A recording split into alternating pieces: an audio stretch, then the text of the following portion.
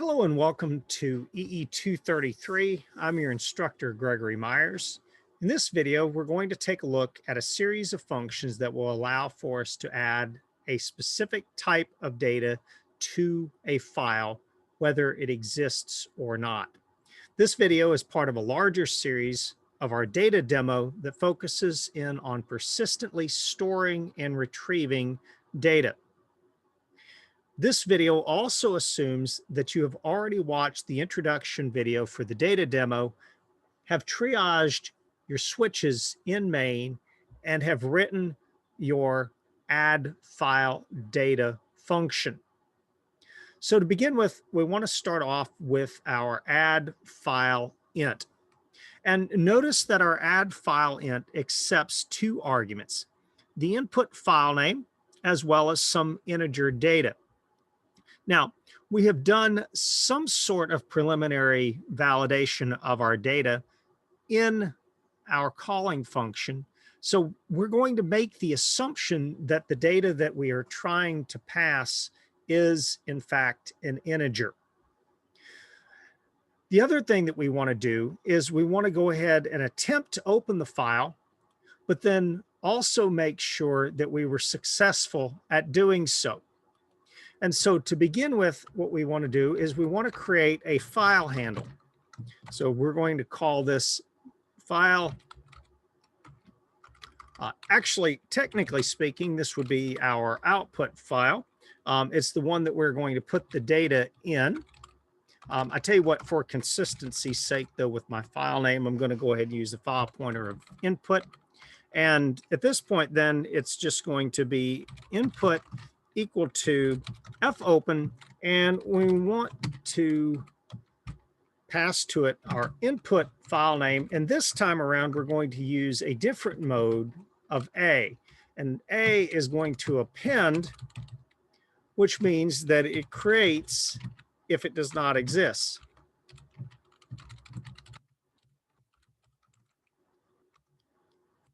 Now, at this point, we simply want to make sure that our input file pointer is not equal to null.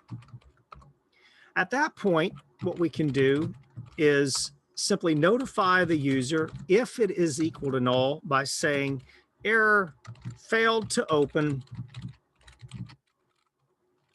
and then followed by a %s and a new line, and simply specify which file we failed to open. Now notice when we use the A, it opens an existing, if it's opening an existing file, it does not overwrite the existing data. It merely appends at the end of the file. And so at this point, then it's very straightforward. We simply want to use an fprintf, and our fprintf is simply going to print to the file handle in the format specified by the data. So in this particular case, we're going to use a %d, and we're going to specify the data that we wish to write to the file. Now, please note that this by itself is not a very efficient way at going about doing this. So if you had a large amount of integer data that needed to be written to the file, you would probably want to create another function that allows for you to print, for instance, multiple integers to the same file. So this example just allows for us to print a single piece of data to the file before we turn around and close the file. So once again, our goal was to print a large amount of data to the file. We would not want to continually open and close the file for each piece of data. We're also going to do something a little bit different in this video, in this example. We are actually going to capture the return value from fprintf, which if you take a look at the Wikibooks documentation for fprintf, you'll note that fprintf will return the number of characters outputted. So in this case, what we can do is we can determine success or failure by simply noticing whether or not the return or the results for our add file int is greater than 0. Nice side effect here, if you would. All right, at this point then, we can do the same thing now for our double and our char. You've probably caught on pretty quick here to notice that there is effectively no difference in our algorithm, but rather the way that we've written things, the only thing that changes is the format spec. And so I can simply copy my entire function and paste it and change my %d then to a %f.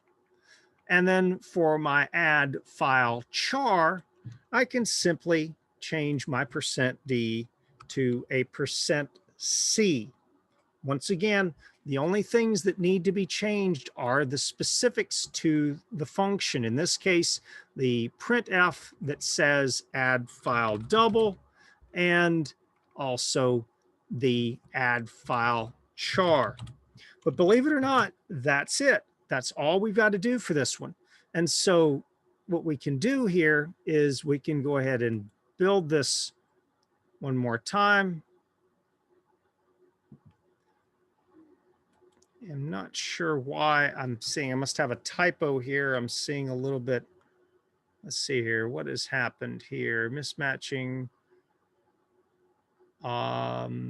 input file name. I'm not really sure why it's giving me that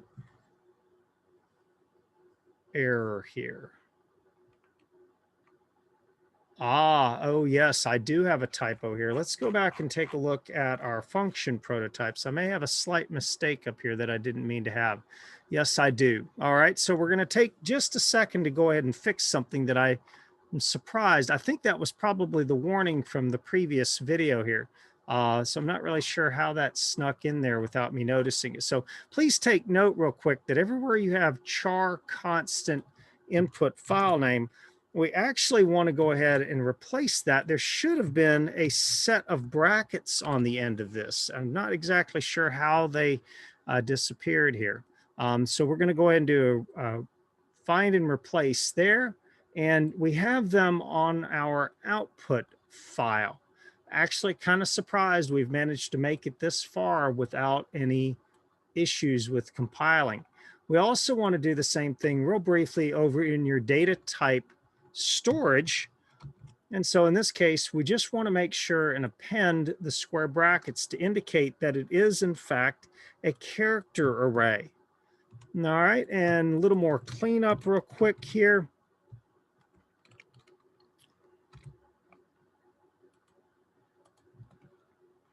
All right, let's go ahead and build this one more time and see if we have any more issues. No, as a matter of fact, I suspect that's what the warnings were that I was getting earlier, but I didn't see any messages. All right, so fine. Now we're back to this. Okay, so we now have %s will now work with our input file name. All right, good.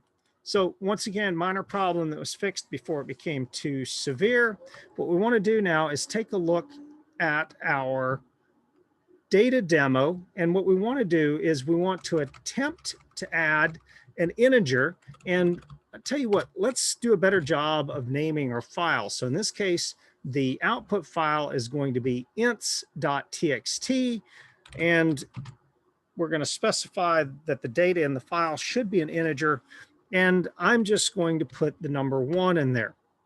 We see that we have called our add file data and our add file int. And then if I type in dir, you'll see that I have ints.txt, which I am going to go ahead and drop into NetBeans. I'll tell you what, I'm just going to type in Explorer and then period to pull up the current working folder. And I'm going to drop this into NetBeans. And sure enough, you see the number 1. Let's go ahead and add the number 5. You'll see now it's came up next to it. So we have a little problem here, a little minor problem. Does everyone see what it is? Well, it's that we did not include our new line. So everywhere in our fprintf, we want to make sure to follow it up with a new line. Once again, these types of problems are pretty common when you're first working with C. So it's pretty normal that you're going to run into this. So in this case, what I want to do is I want to go ahead and delete my ints.txt. And I am now back to just my data demo.exe. I'm going to rerun it. I should now have an ints.txt. It has the number 1 in it. I'm going to rerun this with the number 5. I should now have the 5. It should have went to the new line. All right, interesting. Let's see now. I suspect, let's see what we've got here for a problem here. All right, very interesting. Let's go back one more time here. Did we miss one of them? All right, let's see what's going on here. I'm going to go ahead and clean and build this particular project. I'm not sure exactly what's happened here. I should be getting it on a new line. I'm going to go ahead and delete my ints.txt.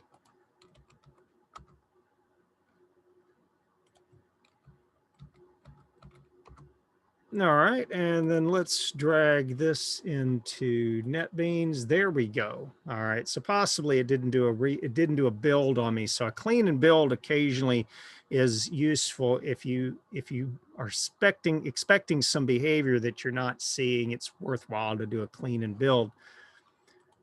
At this point, we can go ahead and check multiple values, including duplicate values, and you'll see that basically I'm putting the data in one line at a time. We can do the same thing now for our doubles. So I'm going to change the file name to doubles.txt, my data type to double, and the only difference, of course, is I'm going to put that 1 0, the 0 at the end. And now I want to look at my doubles.txt, and sure enough, there we go. We'll put in another number here. How about a 2.5? There we go. Looks good. About a 3.14. And we'll go ahead and do a duplicate one. And there you go. You'll see multiple values in there. By the way, we're getting these extra significant digits just by virtue of the fact that we're using a %f. You would also want to consider revising this format spec depending on the particular application.